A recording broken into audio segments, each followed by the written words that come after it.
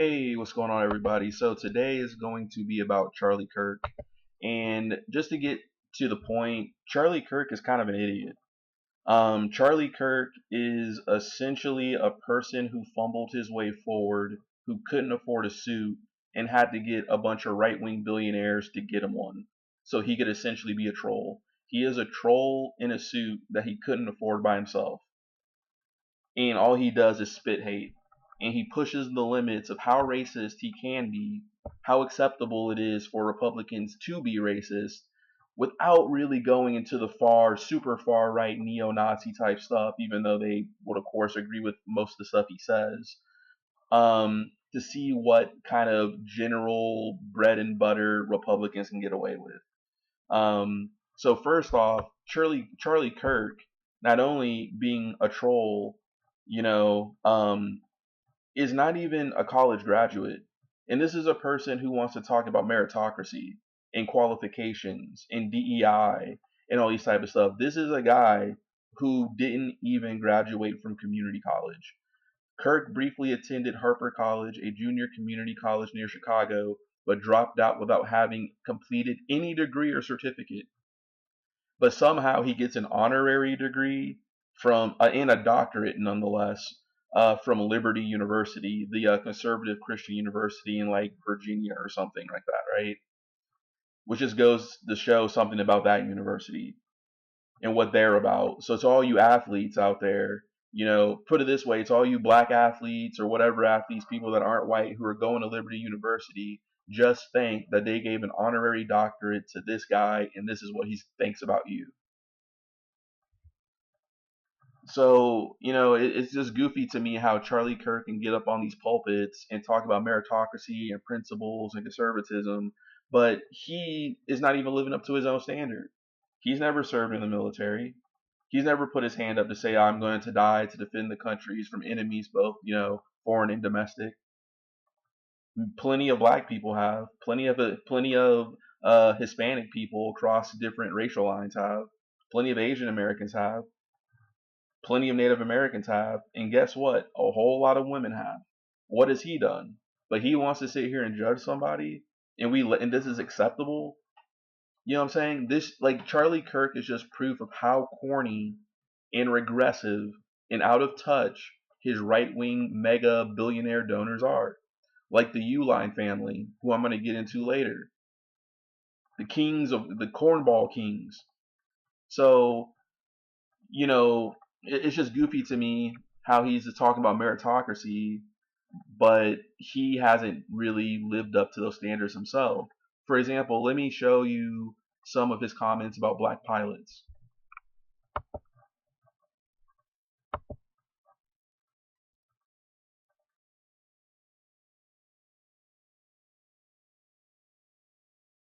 And that's why I think this United story and the DEI story hits so hard, because we've all been in the back of a plane when the turbulence hits, or when you're flying through a storm and you're like, I'm so glad I saw the guy with the right stuff and the square jaw get into the cockpit before we took off, and I feel better now thinking about that. No, I mean, like, you want to go thought crime? Like, I'm sorry, if I see a black pilot, I'm going to be like, boy, I hope he's qualified. Well, that's the you wouldn't have done that. You wouldn't have. You wouldn't have done that before. That's not an immediate. No, you wouldn't have done that before. That's not who I am.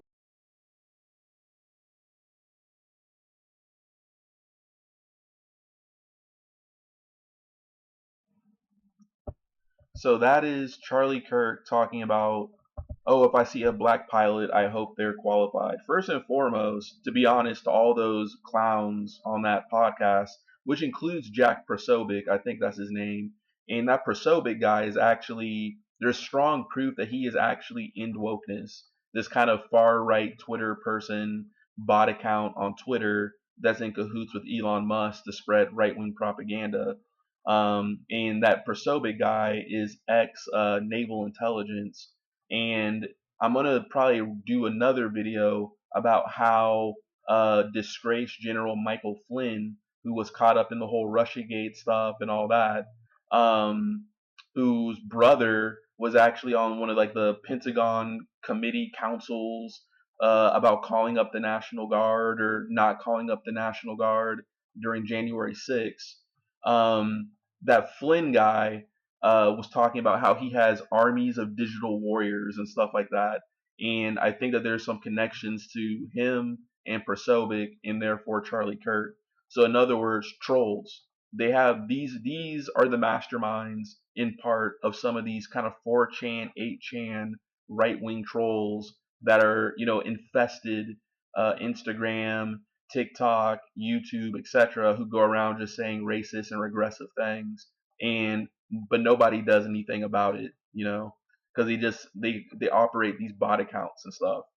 But that aside, to to rebuff what those guys were saying about black pilots, well, first and foremost, when you walk onto a plane, you rarely see the pilots. The pilots are often already in the cockpit. You're being greeted by the stewardesses and the stewards, right? Hey, how's it going? Hey, welcome aboard, yada yada. Sometimes you might see some of the pilots, getting stuff in order. But at the same time, no offense, but like, who's the racist here? Like, I don't think I as a black person, I'm not thinking about the color or the gender of who's flying the plane. Because in order for them to have made it to that point, they had to have shown acumen, skill, competence, education to have gotten there. Many pilots, or a lot of them are just ex-military people who just got out and wanted to make more money. Or, you know what I'm saying? It's kind of goofy. I'm not even thinking about that, you know. So they're talking, like the other guy was talking about a square jaw. What are you talking about? So what you're saying is you need an action hero. You need to fantasize about an action hero from the 1980s in order for you to feel safe on a flight. What are you talking about? And there's also proof and studies about how women have quicker dexterity, and also their bodies can take a lot more G-force than men can, which is one of the reasons, arguably, why I think that they're trying to push women actually more into pilot roles. But that's just one reason. Not, but of course, because many men can't fly, they can't stand the fact that a woman can and they can't. They want to lose to men, but they can't lose to a woman. And that is kind of the childish proto brain of many conservative men in this country. It's when I don't want to lose to a girl, or why I don't want to lose to a person of color without them trying to say it. So you have to be passive aggressive and coded language about it. But really, it's about them maintaining superiority aesthetically, culturally, economically, religiously, across the board, because they need that, which is actually kind of disturbing when you think about it. Because, for example, coming from a person of color, from a black person's perspective, I just grew up with white people in power and never really questioned it. I never protested when George Bush got elected. You didn't see black people go try to tear down the Capitol when Ronald Reagan got, elected or something, or Clinton or whomever. But the moment that these people don't get their way, the sheer amount of ego they've been inculcated with just suddenly crashes so much that they become violent. And rather than saying that I'm having a temper tantrum, no, no, no, it's not a temper tantrum. It's a glorified, romanticized 1776 revolution. In other words, they co opted patriotism, revolutionary sentiment for the protection of their own their own egos, and the frailty of those egos. And they expect people of color and women to come out in droves and vote Republican or something just because gas is a little expensive now, even though gas always goes up and down. They want people of color and minorities and women to go vote for Republicans when they have these ghouls representing the street team of the Republican Party and conservative politics. Like the conservative, like, it's comical at this point. That's why people are nervous about Republicans. They claim to they like making fun of the blue haired feminists, all these type of tropes or whatever, not realizing they are tropes themselves. But they're tropes really fighting for something that doesn't represent everybody. At least the blue haired feminist in theory is fighting for everybody, including them. They're not saying that you can't be conservative. They're just saying don't infringe upon my status as a traditionally marginalized group of people in this country. Like don't cut us off when we're trying to explain to you our lived experiences and how we can make this country better based on that. Rather, these conservative ghouls want to cut you off and prove that you're wrong in feeling the way you feel based on your lived experiences, and those lived experiences are often informed by how people who look like Charlie Kirk treat you. It's the ultimate gaslight, reverse psychology, hypnosis that the conservatives do. You know what I'm saying? Like they're very regressive and right wing and all this type of stuff, and racist, many of them, but they pretend not to be. And they gaslight, use reverse psychology, use shell games, all these type of things to make it seem that they're not when they are. For example, there's a lot of flack about LeBron James being the flag bearer for the great United States of America, right? Our beloved country, right? So he's over here holding the flag, and I think it was like on the Seine River or something like that during like the Olympic kind of opening or something, and it was like raining, and a lot of people were saying, "Oh, he looks like George Washington or something like that." Guess who got angry at that comment? White conservative men who need the iconography to always reflect them in positions of power saving the day with a heroic arc. They need the hero arc to survive. And I'm going to prove that to you because Charlie Kirk, on this next segment I'm going to show you, he's going to basically just admit that men need stories. No. We don't need stories. You need a story.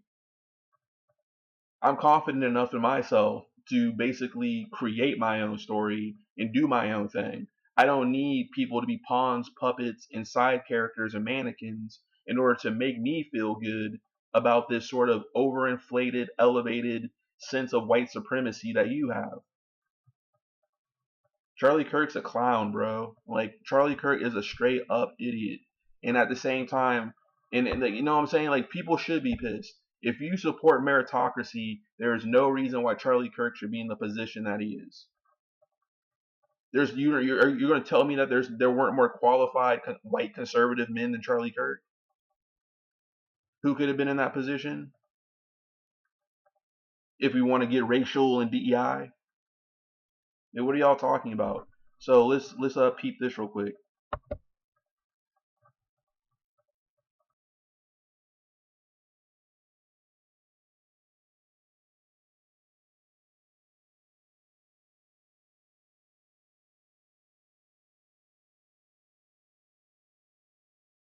This whatever podcast, why is the guys always like 10, 15 years older than the women? Have you noticed that? I legit don't understand and why Charlie Kirk seems to have like an open invitation to come on and like speak on things that he has no credibility to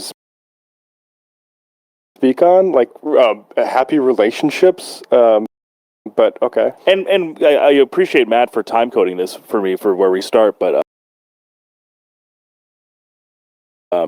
this is an 8-hour long stream. Kirk's not in the full 8 hours. I don't think he's there for 8 hours, but it goes for 8 hours. Jeez. This is from about a week and a half ago. And I'll just say that is pause it real quick. It's I believe an OnlyFans model. Those lingerie modeling, talking with Charlie Kirk about why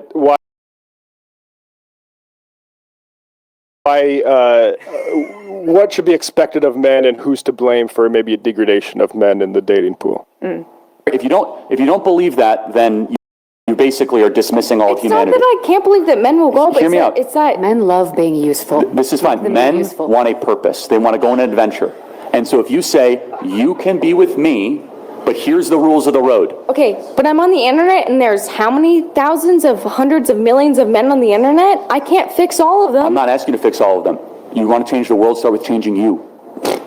It doesn't matter. They're not even doing OF, and they're still getting treated like garbage. Again, if you believe that what you do doesn't matter, then you're a nihilist and just do whatever you want. It's not even about me doing OF. It's about the way that men treat you when you're a woman. So that's this is the point, though, is that how do you get treated better Let me by explain. men? One second. Let me ask you a question. Do you think you get treated by men better by showing more skin or less skin? Obviously, if you show less skin. Okay, so you agree. But hold on, because even when you show less skin, there's women in full-blown covered-up burqas, and they still get sexualized. They still get acid thrown on them. They still get R-worded in the middle of the street. Like, what are you talking about? Okay, I don't agree with that at all. Okay. That's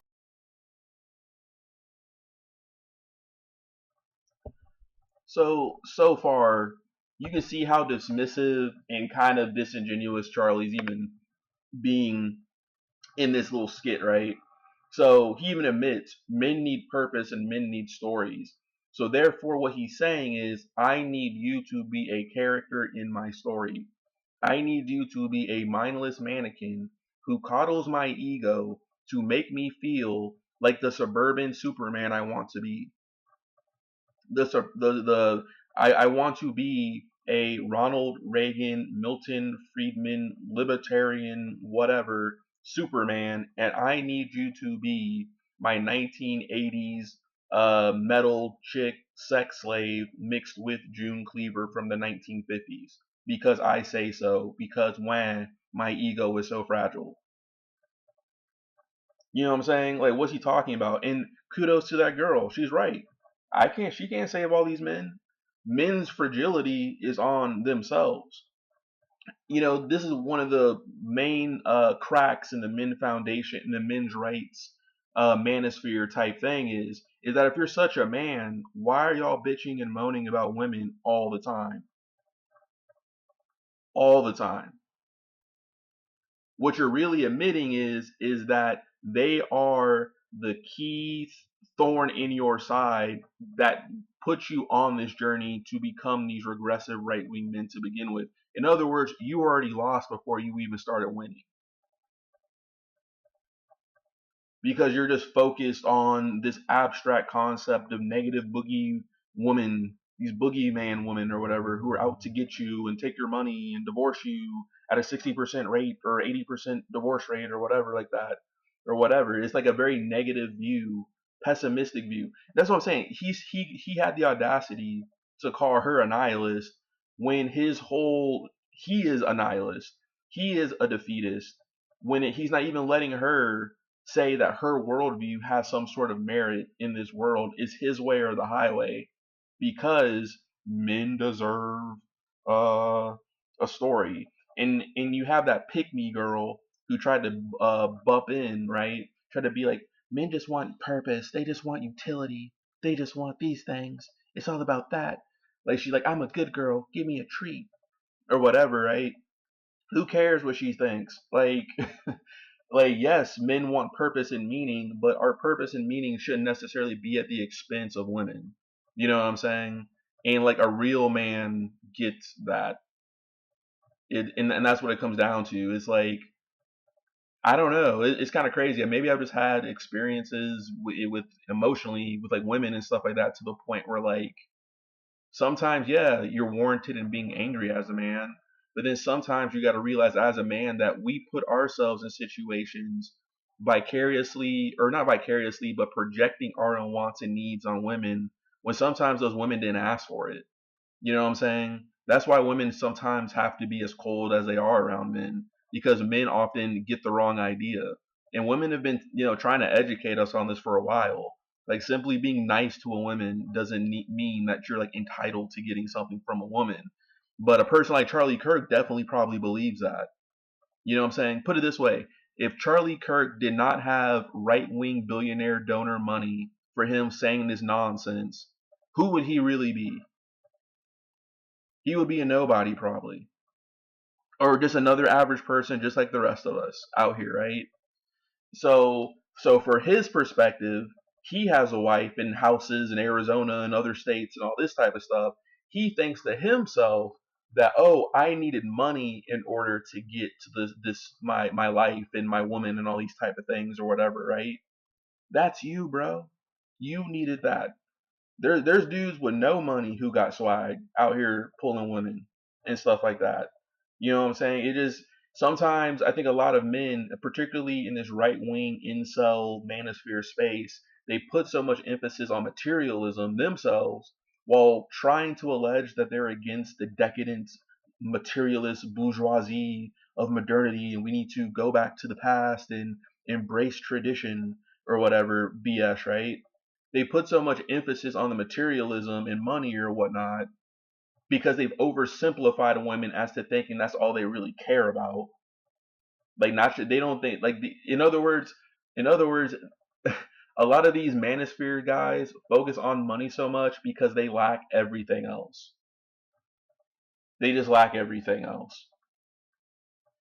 A natural charm, a natural swag, a natural sense of confidence or whatever like that in who they are. Sometimes you'll see some goofy looking dudes or whatever out here, some chubby, pudgy looking dudes or whatever here, pulling some pretty bad women or whatever like that. And, good for them. Why is that? Because they're probably just confident in themselves. They probably just went up to them and said, hey, hello, or whatever like that. And they also presented themselves in a way to show to the woman that they're going to be cool no matter what. In other words, they're not pressuring the women to be with them. So therefore the women with choice is a big thing for women. They have the women feel like they have the choice of being in that relationship, not cornered into the relationship. But anyways, just more on this. So just a lot of goofiness here out of Charlie.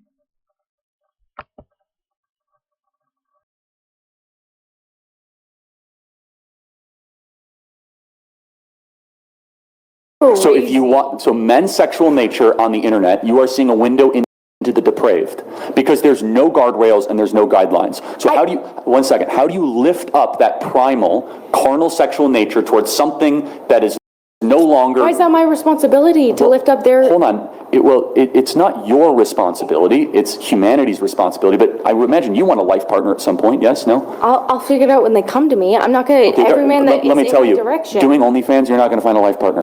That's totally fine. I don't care. Yes, she is, though. Come on. No, that's... There is hold on a so second. many people who want to marry her. If you think that you can find a virtuous, ethical man who tells the truth by showing a lot of skin online, you do not understand male sexual nature.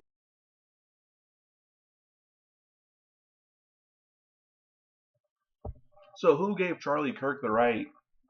So to us fellas, who gave Charlie Kirk the right to define our sexual nature?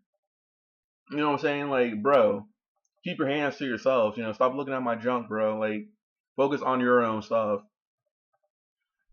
Like, talking about how a woman who does OnlyFans will never have a partner. Hey, genius, you realize that behind the camera, there's typically a man, right? Probably her husband, her boyfriend, a friend. You make it sound like these women are just out here just doing whatever. They're not already in relationships. Many OnlyFans women are already in relationships. It's not just, and that's what I'm saying. It's kind of goofy, and she's right. A lot of men probably want to marry her. You know what I'm saying? It's like, who cares? Like, just because she was in a bikini or modeling or something like that, all of a sudden she just loses her value when men are the ones desiring her to begin with. Who's creating the demand? Men are creating the demand. You know what I'm saying? Because men are always going to be men. We're always going to, if you're a straight heteronormative man, you're always going to, desire femininity in the sexual nature. So they're creating the demand. She's just providing the supply. Which is, interestingly, from all these conservative, libertarian, Republicans, yada, yada, yada, they want to deregulate everything else. But the moment a woman tries to make a little bit of money off the game by selling her body, her labor, what's the difference between a dude digging a ditch and a woman just saying, hey, this is my body? Both are exchanging their physical labor. It's just we as a species put a negative detriment on sexuality, but we elevate, just labor for like, work, so things that we would consider to be quote unquote productive. Productive, interestingly, for the profit of a few at the expense of the masses.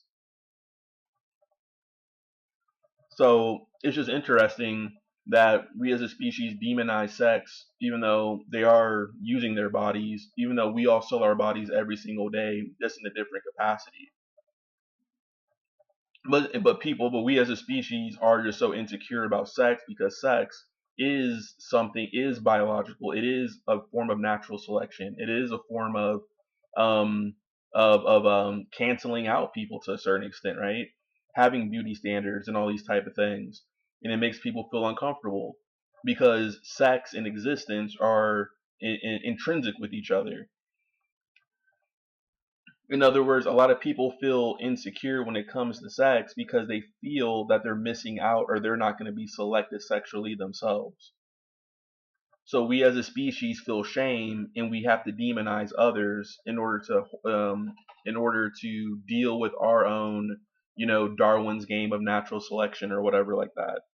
Tough luck though. You know what I'm saying? It's like that's not or a person's insecurities aren't the fault of another person's securities. Just because if they're secure in themselves and you're insecure, you're kind of the problem, not necessarily them being secure in who they are. And if you don't want to watch something, if something isn't for you, just don't watch it. Just don't engage in it. But to try to create these movements or something when really it's just scared people projecting their fear into those movements is kind of just telling about how we are as a species. Like, we just need these overarching storylines in order to kind of just hide our own insecurity and make ourselves feel better about ourselves. We need lullabies. But he's talking about how men won't respect her. That's not true at all. Are you really trying to say that Pamela Anderson in her prime, when she was in Playboy, Baywatch, all those different things, you're literally trying to say that the vast majority of men, if given the option, would not have taken her out on a date still, would not have proposed to her still? You know what I'm saying? Like, it doesn't make sense. There's just a fear of female sexuality in men's brains, notably conservative men's brains. They're just afraid of it. They're afraid of losing the power and the control. They want it, they desire it, but when given it, they still have to hate on it. It's a very oversimplified, and I'm no psychologist, but let's be frank, I call it the Madonna whore complex. You probably heard that before, right? And I don't mean the word whore in like a negative, disparaging term that we as society apply to shame women. I'm saying the more sexualized nature of desire versus the maternal aspects. And men want both to a certain extent in a woman without actually really admitting it. So it's like they want women to be these prim, proper things, but then at the same time want the dirty girl too. And then when their significant other gives them the dirty girl, after their woman has given them sexual gratification, they feel some sort of penile insecurity or something like that, and then have to shame the woman because they fear that if she has sexual thoughts, therefore she has agency, therefore she has freedom. This is basic stuff. I'm a beer drinking all American guy, and I understand this. Like, just grow up. Like, people need to grow up. And Charlie Kirk gets paid millions to say this.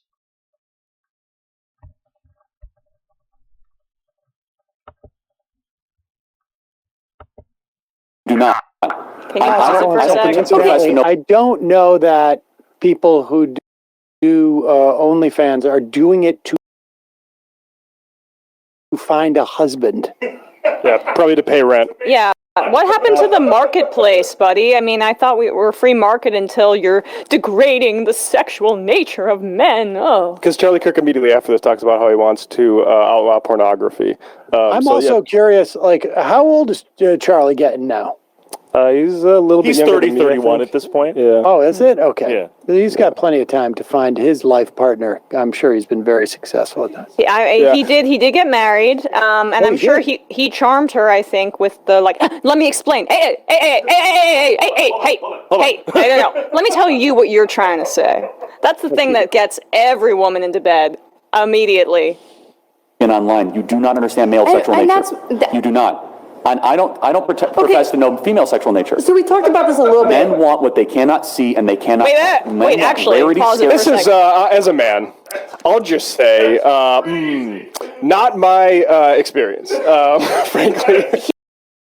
You definitely don't know about female sexual nature because he's not asking. He's not asking what she gets out of OnlyFans. He's not asking what she may want in a sexual partner. He's defining by his standards what a high value man is, and then saying that she's not going to get it because she's appealing to like the basest most sexual nature of a men or something like that. I would also imagine that being an OnlyFans worker would give you at least some insight into male sexuality that maybe Charlie Kirk is not privy to. There may be some aspects of male sexuality that Charlie is privy to. I don't know. Yeah. But I would imagine that we work for OnlyFans. You have a certain insight into at least a cohort of men into the sexual nature. Go ahead. Well, just one note. Kelsey D. Atherton has a tweet that always goes viral. Oh, you're experiencing a structural problem? Have you considered trying different personal choices instead? Which is just every conservative thing. Which is like, and look, this has happened. We do have a crisis of loneliness in this country. I think it probably has more to do with levels of indebtedness and the price of like sort of the essentials in life and stuff like that. Levels of indebtedness are as high as they've been until right before the Great Recession. And there's this idea that hookup culture or some degradation of morals is to blame for this. Actually, younger kids are hooking up way less than previous generations are, so it's not that.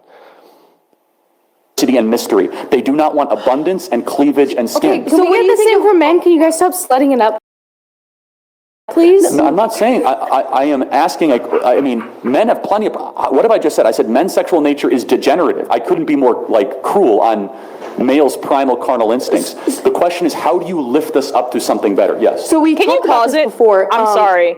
This is really interesting, honestly, because you can actually see how he justifies rape culture in his mind, that men's primal nature is sexual and carnal, and it is the women's responsibility to not bring that out. 100%. It's what the Taliban says. It's what every religious fundamentalist says. It's what the example that she gave. And so if you get raped, it's because you were feeding into the carnal nature. Look, we allow Emma to come in some days not having her elbows covered, and we all. Am I appealing to your prime sexual nature there, Curly? We're all Charlie? degenerating now over here because of your influence. Oh my! Western society. I see one of You're so screwed. We're so fallen. The second I see one of Emma's ankles, I degenerate. Yeah. The question is, how do you lift this up to something better? Yes. So we talked about this before. What's the difference between, so she does only lingerie pictures, right? So what's the difference between her and like Gigi Hadid or like any Victoria's Secret model, right? Well, there's not, I mean, is Gigi Hadid in a really great relationship and doing great? I mean, I believe one of them has like clinical depression. She's dating Bradley Cooper, I think. Most celebrity relationships last like what, 6 or 7 years, maybe? Well, so your point is that they divorce more often? Or? How about like conservative politicians or pundits? How long do their marriages typically last? Well, I mean, to be fair, maybe Steven Crowder is a celebrity. I don't know. Go ahead. Maybe? Well, so your point is that they divorce more often, or what's well, I mean, I'm asking if you want. Are you saying she again? If you're looking for celebrities for life partner roadmaps, you're looking at the wrong people. Okay, if you're looking at Charlie Kirk too. I'm asking. So you're fine with comparing that and being like, oh yeah, they're both not. They can't find high value men or whatever. I am very short on their long-term prospects of being a couple for the next 30 years. I mean, if that's their question. But if you do not have to create a new roadmap. When women were more modest in their presentations, when women were more humble in their Was that in their life's work. necessarily a woman being humble, or was that also the laws of the day and age where they couldn't? No, in the 1950s, the laws were fine. I mean, You couldn't get a divorce because you never had a job. I just want to weigh in here. She's smoking him. Yeah, I mean,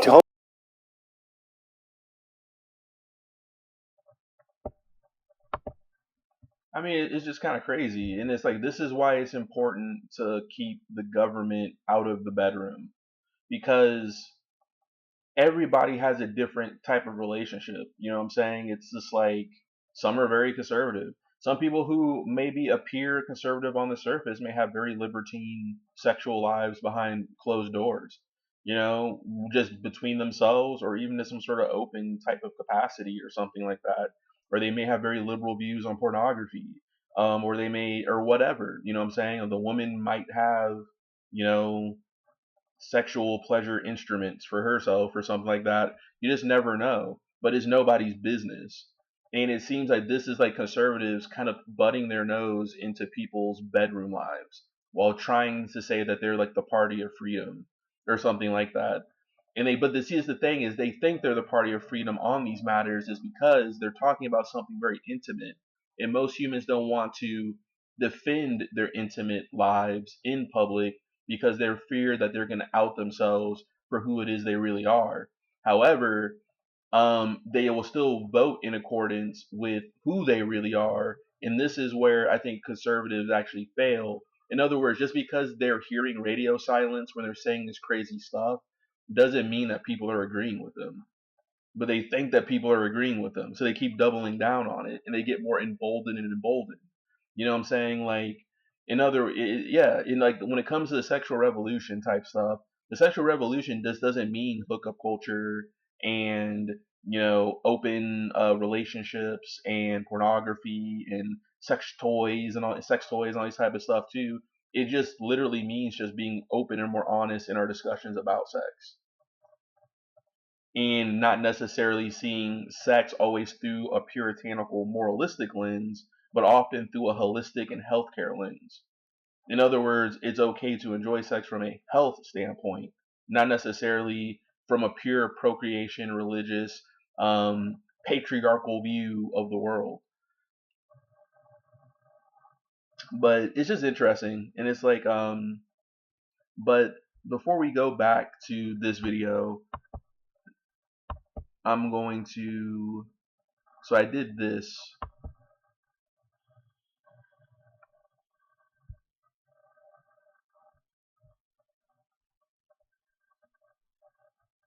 So I want to say Charlie Kirk.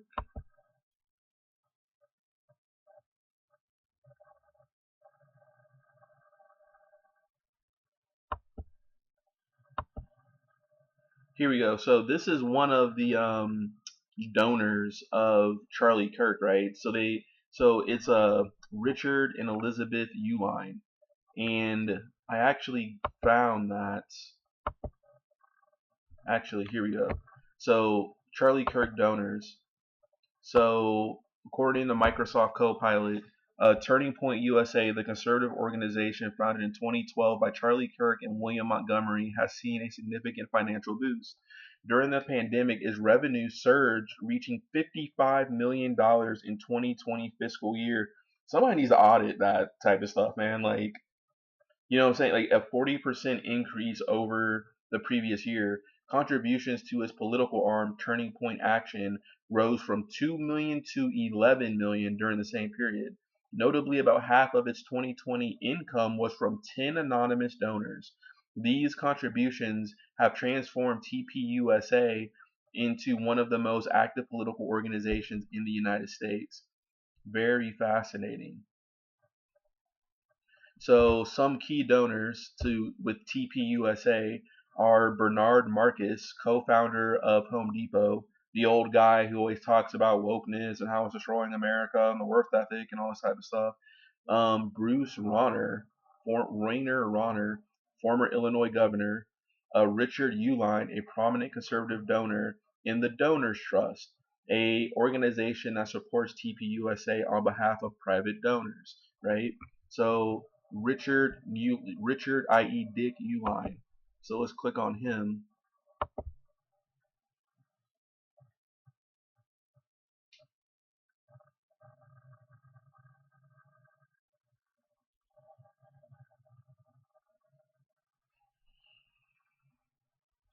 So Richard and Elizabeth Uihlein are American business people, founders of Uihlein.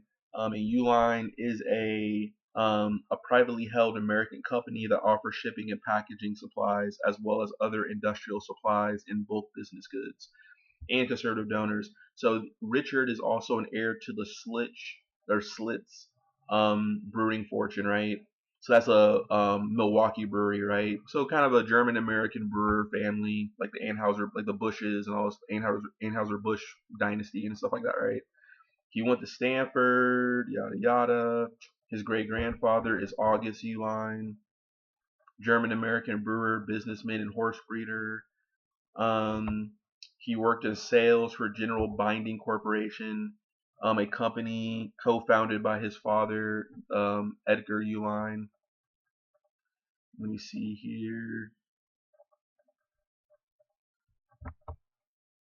So kind of an industrialist magnate type guy, right? So peep this.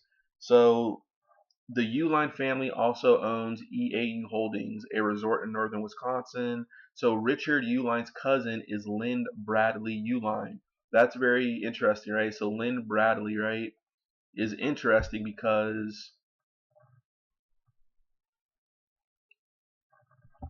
Lynn Bradley Uihlein was born in Milwaukee in 1945. Her mother was Jane Bradley Pettit, a philanthropist. Her maternal grandfather was Harry Lynn Bradley, co-founder of Allen Bradley and the Bradley Foundation, with her grand uncle Lynn Bradley.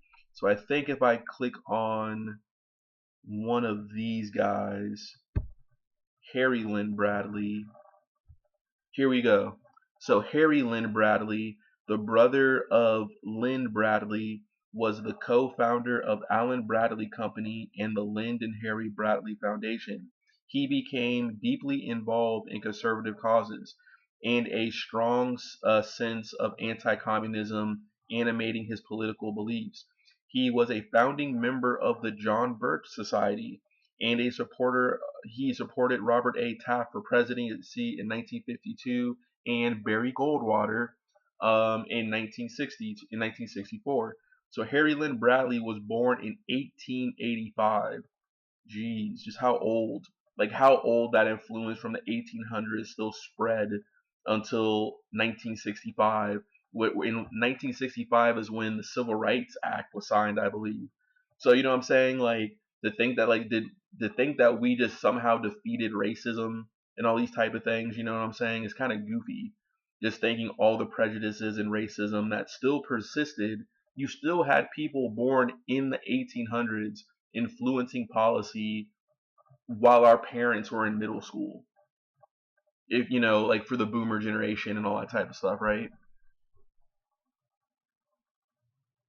So the foundation, however, remains relatively small until 20 years after Bradley's death, with the $10 billion sale of Allen Bradley to Rockwell Automation, which swelled the foundation's assets from around 14 million to 290 million. So think about that.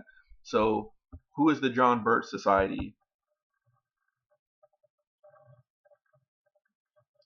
So the John Birch Society is an American right-wing political advocacy group founded in 1958, and it is anti-communist, supports social conservatism, and is associated with ultra-conservative, radical right, far right, right-wing populist, and right-wing libertarian ideas. Originally based in Belmont, Massachusetts, the JBS is now headquartered in Grand Chute, Wisconsin. You starting to know a lot more shift to the upper Great Lakes, right? When it comes to like these kind of far right, kind of shadow cryptic organizations and everything. So the Uihleins are from Wisconsin, and the John Birch Society is now based in Wisconsin, right? And you got to think that Charlie Kirk is from Illinois, Chicago, right? So Chicago is just a hopscotch away from Kenosha, Milwaukee, things of that nature, right? The same type of areas that Kyle Rittenhouse got in trouble at, right? That sparked those protests and riots and everything. So you have this kind. It's a very interesting part of the country. This kind of like white blue collar base but also a lot of cities, and cities have a lot of urban, issues and everything like that as well. So it's kind of like it all kind of merges together between this kind of like Germanic ruralism with kind of like city landscapes and everything like that. And they both create these kind of bipolar kind of political situations, at least in the modern world, in the modern times of the 2020s or whatever, in 20 teens onwards. And so therefore it has those states are always kind of like battleground swing states as a result and everything. Um, Even though historically Michigan, Wisconsin, Illinois used to be very solidly Democrat from World War II beyond because of unions, but because of the gutting of the industrial core of those areas, you know, um, you kind of saw a decline in unions and therefore a sharper decline, and eventually the shift that helped Trump win Wisconsin in 2016, um, with his promises of trying to bring back jobs to the United States or whatever. Um, but anyways, so the John Birch Society. So I mean, they did all sorts of crazy stuff. They alleged that Eisenhower, who was a Republican, was actually a communist agent. And one of the reasons why they did that, you want to know why? Because Eisenhower actually was an integrationist. He actually didn't believe in like he actually saw the writing on the wall that America was going to have to get over racial segregation. So therefore, a lot of the pro-Nazi supporters and the far right conservatives and just the all around racist in America through coded language had to associate the upcoming civil rights movement with communism. And it's the same thing today with the far right and everything like that. They use communism as a blanket term to be their antithesis because they fear integration, women's rights, LGBTQ rights, etc. So here we go. So in the 1920s, in the 2010s and 2020s, several observers and commentators argue that while the organization's influence peaked in the 1970s, Bircherism and its legacy of conspiracy theories began making a resurgence in the mid 2010s and had become the dominant strain in the conservative movement. In particular, they argue that the JBS and its beliefs shaped the Republican Party, the Trump administration, and the broader conservative movement. So very interesting, right? And so peep this, right? One of the founding members. So here we go. Founders and beliefs. The founding members of the JBS included Harry Lynn Bradley, co-founder of the Allen Bradley Company and Lynd and Harry Bradley Foundation, Fred C. Koch of Koch Industries. So you all heard about the Koch brothers, right? We all know about the Koch brothers. Like and Robert Waring Stoddard, president of Wyman Gordon, a major industrial enterprise. Another was Revilo P. Oliver, a University of Illinois. Hint, hint. Illinois. For some reason, there's something weird energy about it, man. I can't really explain it. I think it's because it kind of represents the true crossroads of America.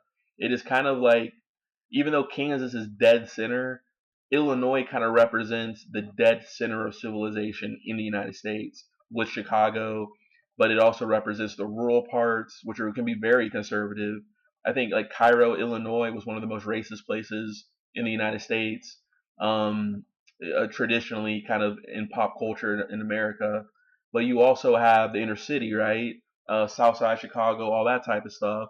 So you have these like this, it kind of converges all the different parts of America, the Great Lakes region, right? You also have the gateway to the west. You have the gateway to the Great Lakes region, which is more kind of that German Scandinavian type thing, but it's also a gateway to the south. A lot of the black populations in places like Ohio, Indiana, Illinois, Missouri, Iowa, even Minneapolis, the Twin Cities, a good African American population. They all migrated from the south. There's one up north. So you have this convergence there. But as a result, I think you also have a very strong right wing element in Illinois. So this Revilo P. Oliver guy was a University of Illinois professor who was later expelled from the John Birch Society and helped founded the National Alliance. The National Alliance is a white supremacist neo-Nazi political organization founded by William Luther Pierce in 1974 and based in Mill Point, West Virginia, right? So let's click on the National Alliance.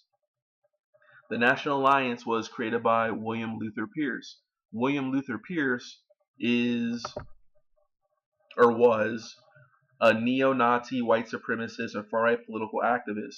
For more than 30 years, he was one of the highest-profile individuals of the white nationalist movement. A physicist by profession, he was author of the novels The Turner Diaries and The Hunter under the name Andrew MacDonald, right? The former has inspired multiple hate crimes, including the 1995 Oklahoma City bombing, right? So peep that. So the Turner Diaries, let's keep clicking. The Turner Diaries is a 1978 novel by William Luther Price, a neo-Nazi and founder and chairman of the National Alliance, a white nationalist group, published under the pseudonym Andrew MacDonald. It depicts a violent revolution in the United States, which leads to the overthrow of the federal government, a nuclear war, and ultimately a race war, which leads to the systematic extermination of non-whites and Jews. All groups opposed by the novel's protagonist, Earl Turner, includes Jews, non-white people, quote-unquote liberal actors, and politicians are murdered en masse.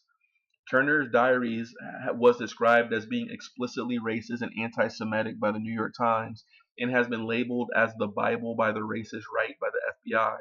The book was greatly influential in shaping white nationalism, and later in the later development of the white genocide conspiracy theory, right? This is the exact same white genocide theory that people like Tucker Carlson push, right? So let's go here.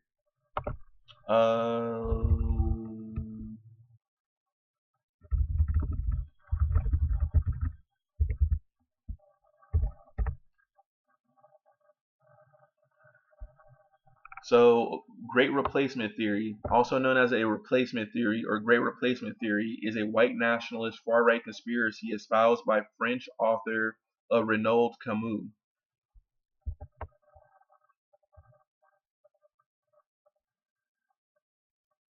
So actually 1 minute.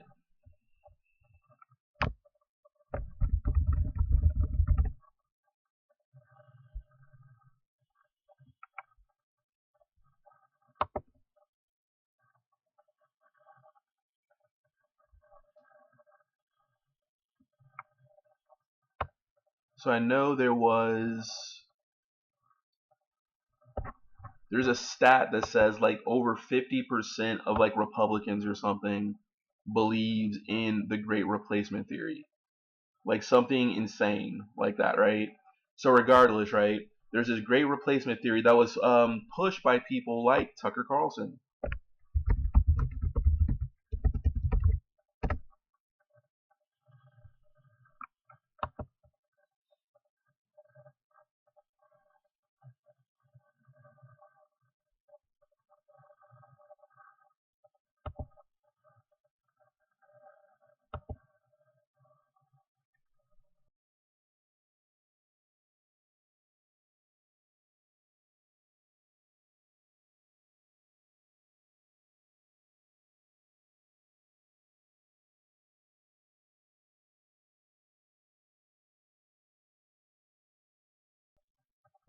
All right, so peep this, right?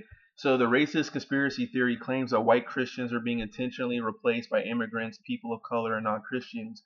It's been touted by multiple racially motivated mass shooters, including the one who killed 10 black people at a grocery store in Buffalo, New York in May, the man who gunned down 51 people at a mosque in Christchurch, New Zealand in 2019, and the shooter who massacred 23 people at Walmart in El Paso, Texas later that year, right? So think about that. We have 74 murders associated just to the Great Replacement Theory alone, right? And that is insane.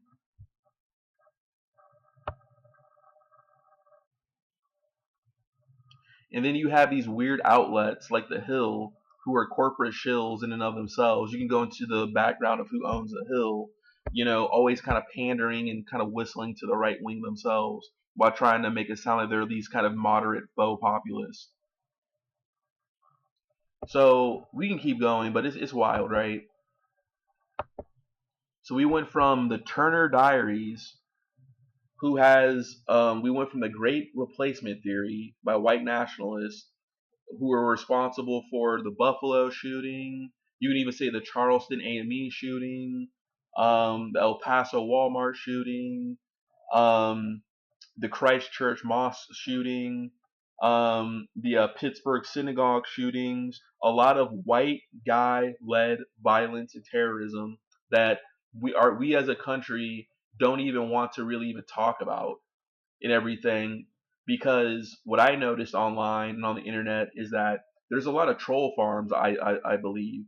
In these troll farms, their whole goal is to just spread negative images about black people and black crime, but never actually addressing white terrorism and everything like that. So therefore, like, the internet is arguably kind of a very hostile place, I would say, for people of color and women, because troll culture is just so endemic amongst white supremacy, and these white supremacists have big money donors who are actually able to pay them to troll all the time. So the Turner Diaries, we went from there. Great Replacement, Turner Diaries, William Luther Pierce, the National Alliance, and then one of the founding members of the John Birch Society was Revilo P. Oliver. That's how we went down that path, right? So let's look up Revilo P. Oliver, right? So was an American professor of classical philology, Spanish and Italian at the University of Illinois at Urbana-Champaign. He was a co-founder of the John Birch Society in 1958, where he published in his magazine American Opinion before resigning in 1996. He later advised a Holocaust denial group. He was a polemicist of right-wing white nationalists and anti-Semitic causes. So let me see here. Oliver attracted national notoriety in the 1960s when he published an article after President John F. Kennedy's assassination, alleging that Lee Harvey Oswald was part of a Soviet conspiracy against the United States.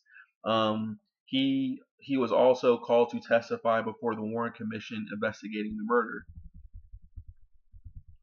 which is kind of suspect in and of itself. I'm not trying to get into the JFK conspiracy stuff, but there's a lot of, evidence that Lee Harvey Oswald was some sort of like double identity sort of person, like pretending to be a crazy radical communist in order to get in bed with communists and figure them out and everything like that. Because like in New Orleans, when Lee Harvey Oswald was doing a lot of like rebel rousing and stuff like that in the streets, he actually shared a building with the anti-Castro people or whatnot, and a lot of people who were incriminated in the JFK assassination investigation. So something was kind of weird and didn't make sense about that. Kind of like they were trying to pin the assassination on the communists to keep the Cold War going. But anyways, so there you go there. So think about that. We went from Great Replacement Theory. So let's moonwalk. We went from the Great Replacement Theory, the National Alliance, William Luther Pierce, Turner Diaries, Race War, White Genocide Conspiracy Theories, Revilo P. Oliver, to the John Birch Society. The John Birch Society, we get Harry Lynn Bradley, the co-founder of the Allen Bradley company, right? Then we go back a little bit further. We get Lind Bradley Uihlein, and she is a cousin of Uihlein founder Richard Uihlein, right? In this Richard Uihlein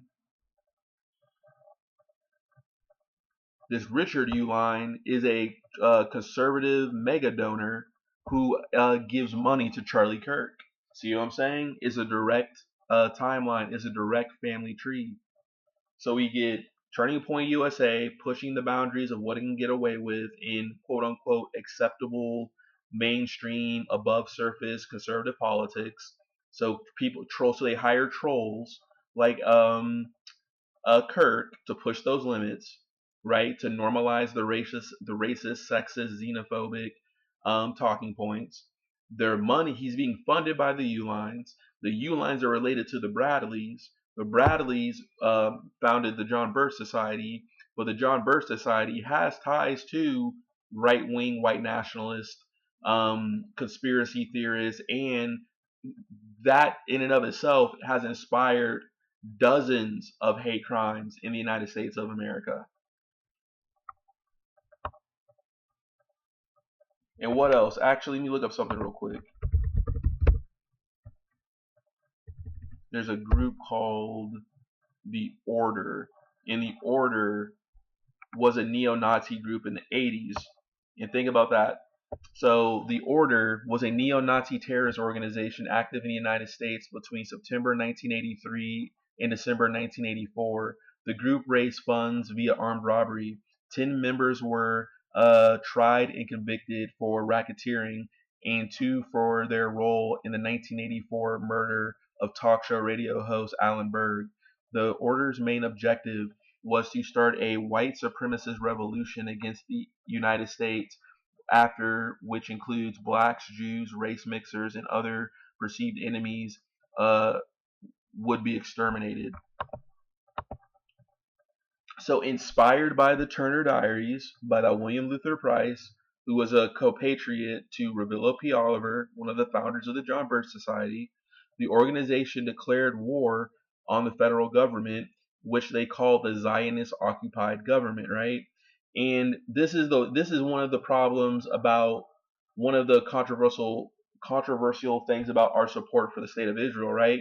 So I support the state of Israel, right? But I don't support its actions. You know what I'm saying? But the thing is that because of the United States influence with groups like AIPAC and us basically bankrolling and doing what Netanyahu has to say, Netanyahu comes to the United States, it almost seems more like our president than our own president. Therefore, when you give a country like Israel that disproportionate amount of influence over our politics, you create the seedlings of conspiracy theory, which regressive, violent, dangerous right-wing white nationalists will use to their advantage.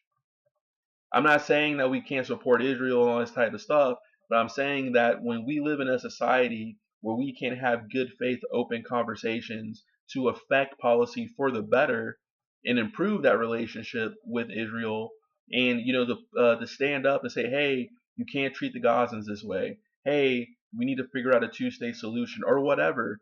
When you hinder that, you actually end up growing white supremacy and the neo-Nazi cause.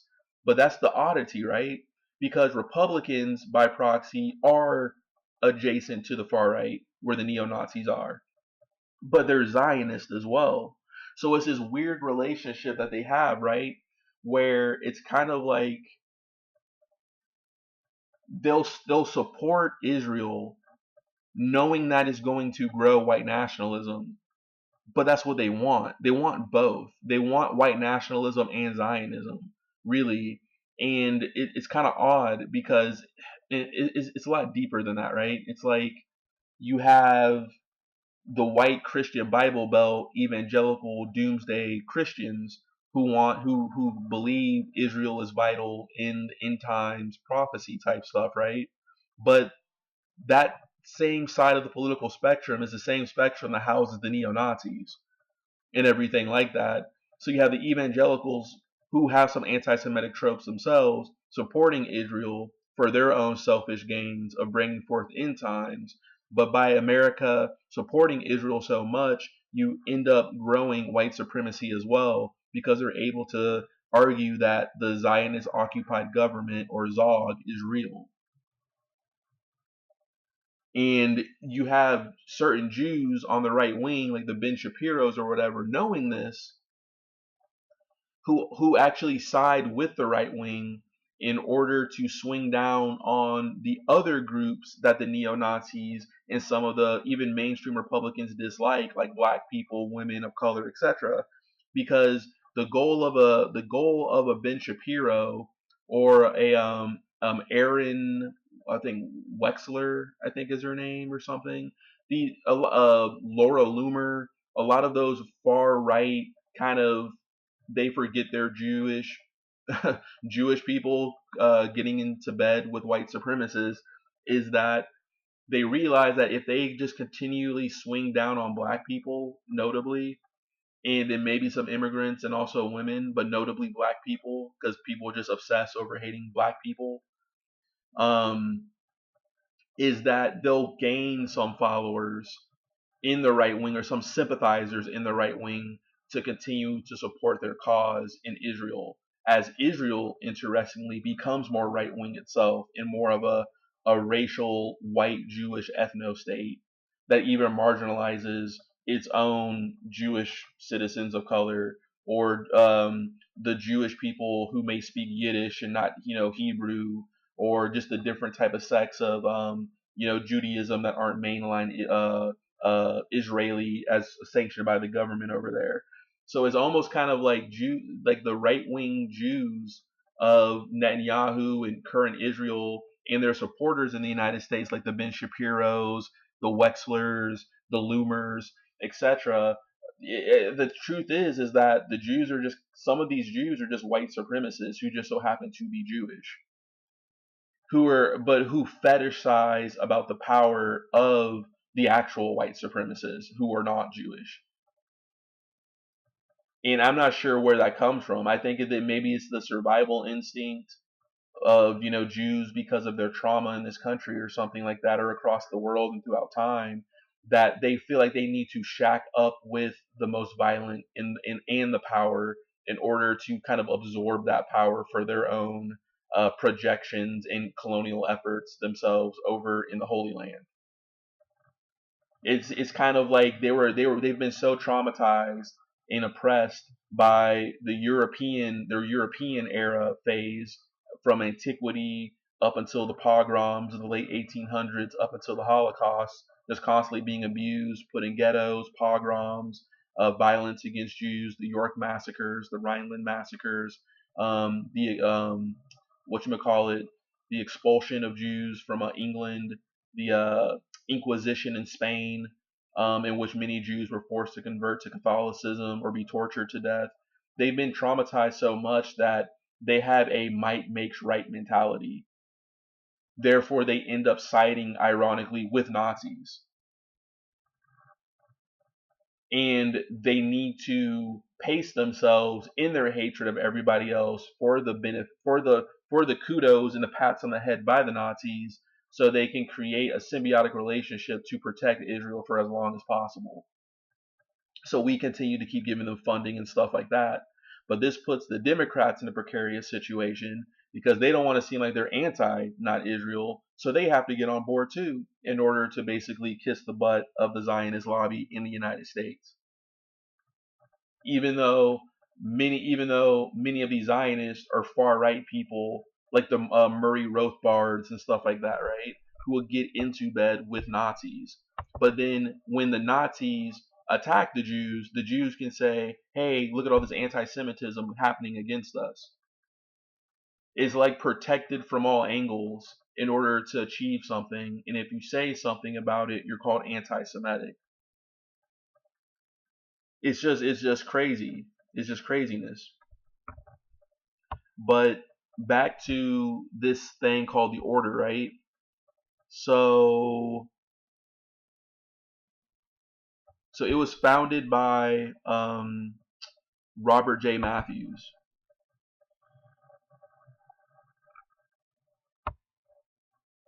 Here we go. Robert J. Matthews was an American neo-Nazi activist and leader of the Order, an American white supremacist militant group which he was burned alive during a shootout with approximately 75 federal law enforcement agents who surrounded the house on Whidbey Island near Freeland, Washington. So Matthews was born in Marfa, Texas on January 16, 1953, the youngest of three sons born to Johnny and Una Matthews. His father, of Scottish descent, was mayor of the town and the president of the Chamber of Commerce, as well as a businessman and a leader for the local Methodist church.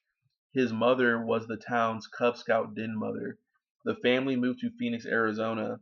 Though he was an average student in grade school, history and politics interested him. At age 11, he joined the John Birch Society, a right-wing advocacy group supporting paleoconservatism, anti-communism, and limited government.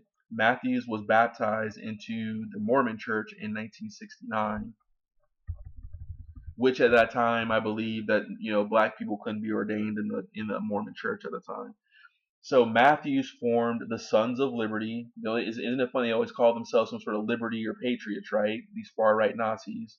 So Matthews formed the Sons of Liberty, an anti-communist militia whose members were mainly Mormon survivalists. So at its peak, it had approximately 30 members.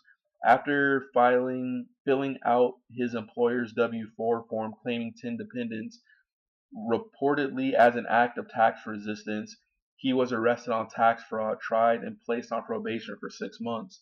After a falling out between the Mormon and non-Mormon members of the Sons of Liberty, the organization stagnated and Matthews withdrew from it. After his probation ended in 1974, he moved to Medellin Falls, Washington, where Matthews and his father purchased 60 wooded acres for their home.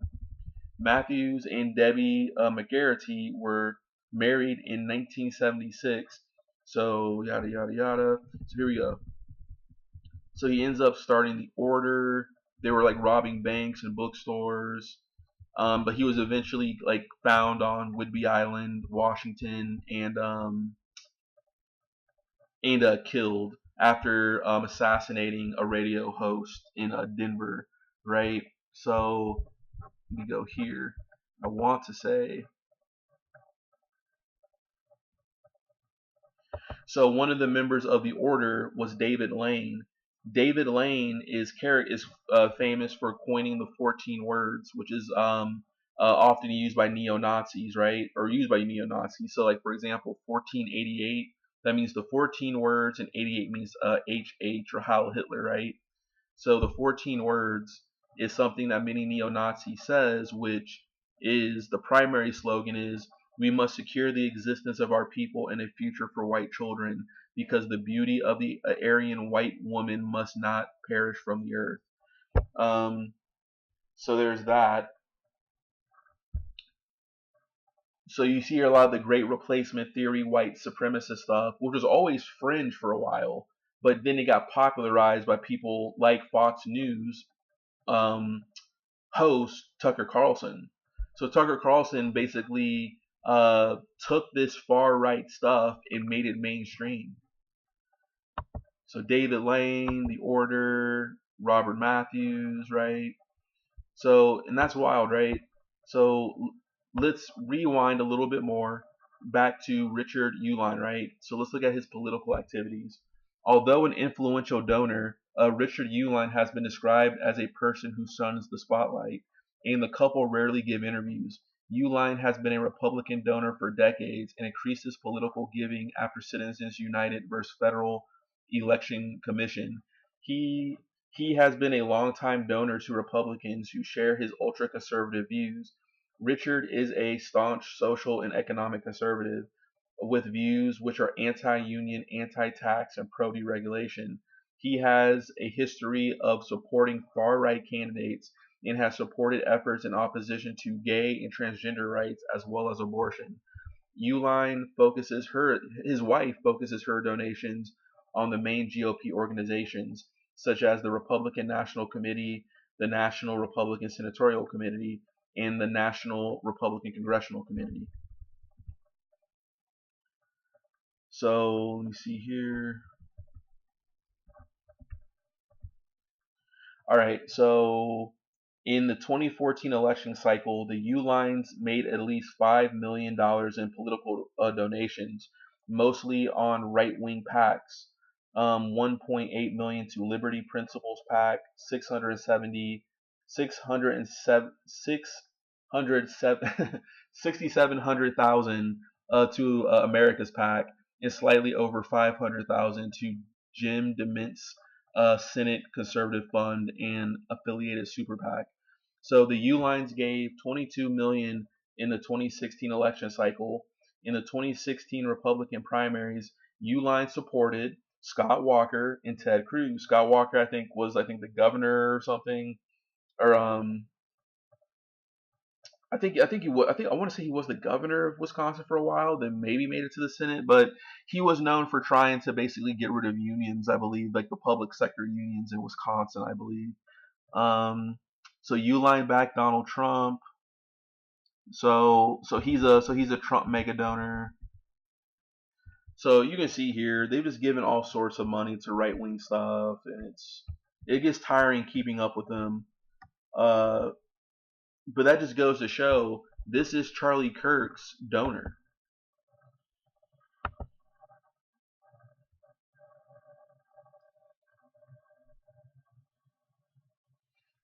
So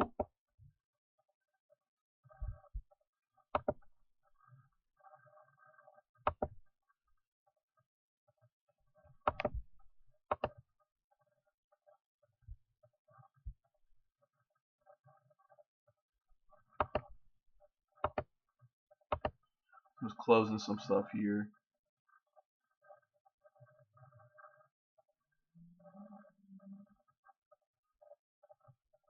Actually, let me do something here.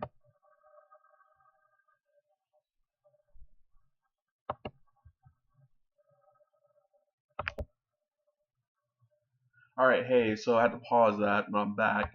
So I'm actually going to play something about the Great Replacement Theory that Tucker Carlson said that helped popularize that, right? So let's keep track, right? So you have Charlie Kirk with his controversial comments, Turning Point USA, right? Charlie Kirk gets money from Robert Uihlein in the Uihlein Foundation. The Uihlein Foundation, via the Uihlein family, are related to the Bradley family. The Bradley family helped to create the John Birch Society. The John Birch Society splintered, and you create the National Alliance, a neo-Nazi group. One of the founders of the neo-Nazi group, William Luther Price, wrote the books, the Turner Diaries, which talks about race war and exterminating people who aren't white, etc. That book inspired Timothy McVeigh in the Oklahoma City bombings, but also the Great Replacement Theory also inspired the Buffalo grocery store shooting, the El Paso Walmart shooting, the Christchurch mosque shootings, and many more. But it also, the Great Replacement Theory and the Turner Diaries, influenced Robert J. Matthews and other people in a neo-Nazi hate group called the Order in the 1980s. One of those members of the neo-Nazi hate group in the 80s, the Order, went to write the 14 words, which is a common call in the white supremacist movement about securing the future of white children and stuff like that, right? So think about that degree of separation. Charlie Kirk's brain his brain and talking points are no more than 5 or 6 degrees separated from neo-Nazis. And his goal is to normalize those things to see how far they can push mainstream normal conservative talking points. But let's actually hear Tucker Carlson via the contributions of David Pakman talk about the Great Replacement Theory, right?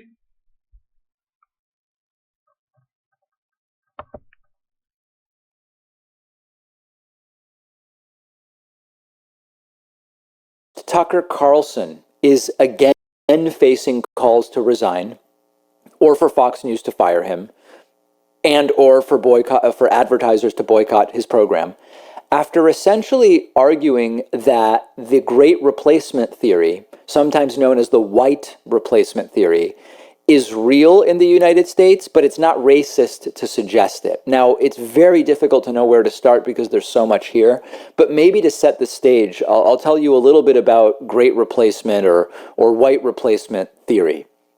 This is something that comes from France originally. In modern times, it's become a favorite of white nationalists and white supremacists. Originally, in France, it was a theory that white French people were being deliberately replaced by non-European people, including Arabs, South Asians, Africans, and others, through a combination of importing people from those countries through immigration, combined with white French people being encouraged to have fewer babies or having a lower birth rate. Now it's just become a very, in the US, when we talk about great replacement theory or white replacement theory, it's a popular white nationalist, white supremacist idea. And it not only is it, generally speaking, white supremacist, it's also specifically anti-Semitic in some of its flavors. You might remember back in the Charlottesville white supremacist rally back in 2017, they were chanting, among other things, Jews will not replace us. That's what this is about. That's a reference to exactly this idea. So Tucker Carlson goes on, and he's interviewed, I think it's by Mark Stein, and says, Democrats do want to replace Americans, and they want to dilute the population, but it's not racist, it's just true. So let's just jump right into the first clip. I'm laughing because this is one of about 10 stories that I know you've covered, where the government shows preference to people who have shown absolute contempt for our customs, our laws, our system itself, and they're being treated better than American citizens. Now, I know that the left and all the little gatekeepers on Twitter become literally hysterical if you use the term replacement, if you suggest that the Democratic Party is trying to replace the current electorate, the voters now casting ballots, with new people, more obedient voters from the third world. But they become hysterical because that's what's happening, actually. Let's just say it, that's true. So Tucker, as a good faux populist, or maybe better said, as a right-wing populist, he knows enough to avoid saying this in the way that is overtly racist. He does it more subtly and with code. When he talks about replacing American voters with voters from the third world, he's talking about voters that are mostly brown people or black people. That's it. He's using coded language. So not only is this straight up great replacement stuff, it's also nonsense. And as I've said before, trying to win elections by importing people who are slightly more likely to vote for them in 7 to 9 years when they get citizenship, if they get citizenship, it's a terrible strategy. Think of the numbers, and this is why, we very often react to the rhetoric and we ignore the sort of factual or empirical basis. 75 million people voted for Donald Trump. If naturalized immigrants vote for Democrats 60-40, because remember, even though a lot of people like Tucker want you to believe that all immigrants are very left-wing, the truth is that Cubans and Venezuelans are not very left-wing. There are lots of Asian immigrants that are not left-wing. There are many Eastern European immigrants that are not left-wing. Anyway, let's imagine that naturalized immigrants by a 60-40 margin vote for Democrats. That means that for every 500,000 immigrants that become citizens, that's only a 100,000 vote margin for Democrats. When you compare that to population growth, when you compare that to people who move between states, it's a drop in the bucket when you talk about bringing people in, having them wait the 5 years before they can request citizenship, and then the additional period to go through that process. If this is how Democrats are trying to win, it's a very stupid strategy. Let's continue with the clip. Hi, Mark Barden at Sandy Hook Promise here. When the gunman shot his way into Sandy Hook Elementary School on December 14th, 2012, he loaded his AR-15 with 30-round magazines so he could continue firing without having to change magazines. He fired 154 rounds in around 4 minutes and killed 26 people. And one of those 26 people was my 7-year-old son, Daniel. I can't bring Daniel back, but I can save others. Please sign the petition and urge Congress to make assault rifles illegal for civilians. There's no practical application in civilized society for assault rifles. We need your help. Please tell Congress to outlaw them now. Thank you. if this was happening in your house, if you were in sixth grade, for example, and without telling you, your parents adopted a bunch of new siblings and gave them brand new bikes and let them stay up later and help them with their homework and gave them twice the allowance that they gave you, you would say to your siblings, I think we're being replaced by kids that our parents love more. And it would be kind of hard to argue against you because look at the evidence. So this matters on a bunch of different levels, but on the most basic level, it's a voting rights question. In a democracy, one person equals one vote. If you change the population, you dilute the political power of the people who live there. So every time they import a new voter, I become disenfranchised as a current voter. Now, by that logic, every time a new American-born kid turns 18, Tucker's vote is also worth slightly less. Every time an adult dies, Tucker's vote is worth slightly more. This is just life. This is inflows, outflows. It's not evidence of any kind of grand replacement theory. Let's look at just one more clip here. So I don't understand why we don't understand this. I mean, everyone wants to make a racial issue out of it. Ooh, the white replacement theory. No. This is a voting rights question. I have less political power because they're importing a brand new electorate. Why should I sit back and take that? The power that I have as an American guaranteed at birth is one man, one vote, and they're diluting it. No, they're not allowed to do that. Why are we putting up with this? So this is what happens when people fall for populism. In some ways, in rhetoric, people will watch Tucker and they'll say that there's a lot there that sounds kind of like Bernie Sanders. There's like similar language that's being used there. They're for the people, they're for the middle class, they criticize the elites, corporations, sometimes I'm with the little guy. But then Tucker goes on a rant about third world immigrants diluting his voting power, Black Lives Matter is going to take your house, immigrants make the country dirtier, as he said. I don't know if it was 6 months or a year ago, we covered it. This is the guy that some on the left are idolizing, saying Tucker is outflanking the left on some issues. There's a contingent on the left that has completely fallen for this guy. It's incredible stuff. And consequences for Tucker, I imagine none. He's at Fox News to do this type of stuff. This is a feature, not a bug. And while he's dealt with some advertiser boycotts, anybody hoping for some kind of repercussions to this, do not hold your breath. We'll have more on this story and others from today's show on the David Pakman Show Instagram page. You can find us at David Pakman Show. And if you want to see a very strange hate mail that I got this morning, follow me on Instagram at david.pakman. You may not have known this, but when you see me sitting here on the show, I am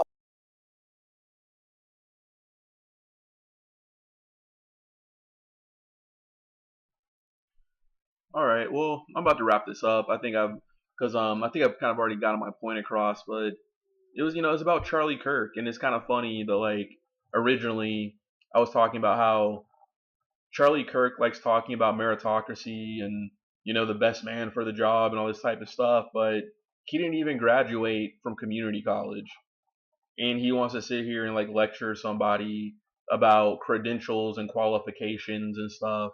And his whole goal is to kind of like push this whole notion that like white men are being discriminated against and all this type of stuff. We currently live in now at this point, affirmative action has been struck down. And affirmative action as a policy was not like basically let's just get people of color into positions of power. It was kind of like a loose set of policies that varies from organization to organization to say, hey, what can we do to actually try to have outreach to historically underrepresented groups, but it wasn't always this whole quota system that I think a lot of, I hate to say it, white conservative people thought that it was. But that aside, whether I'm right on that or wrong on that, Charlie Kirk, for a person who didn't even graduate college, never served in the military, stumbled his way forward, he's basically a troll who couldn't afford his own suit, who got a bunch of money from right-wing donors to push the limits of what is acceptable, tolerable speech in like Republican politics. He wants to kind of shame, women pilots or black pilots. He wants to shame and lecture women about their own sexuality and all this type of stuff. And I'm just thinking to myself, like, why do people even listen to this guy? And yeah, I'll just leave it at that. I mean, I think I kind of explained it enough. But also, lastly, in summary, Charlie Kirk through the Uihleins through the Bradley family through the John Birch Society, and the John Birch Society splintered into the white supremacist neo-Nazi group, the National Alliance. National Alliance was founded by William Luther Pierce. Pierce wrote the Turner Diaries talking about race war, and that book was read by Timothy McVeigh, who blew up the Oklahoma City building. And it talks about the Great Replacement theory, pushed by people like Tucker Carlson on mainstream media. But that shooting, but I'm sorry, that theory went to go inspire people like the Christchurch shooting in New Zealand that killed like 50 something plus people, the Buffalo grocery store shooting that killed 10 people, the El Paso, Texas Walmart shooting. You could even argue the Charleston AME Dylan Roof shooting. So it makes you think that, like, this is why people like Charlie Kirk need to be kind of stood up to, is because that he is the epitome of a dog whistle. His goal is to say, I didn't say anything racist. I didn't do anything.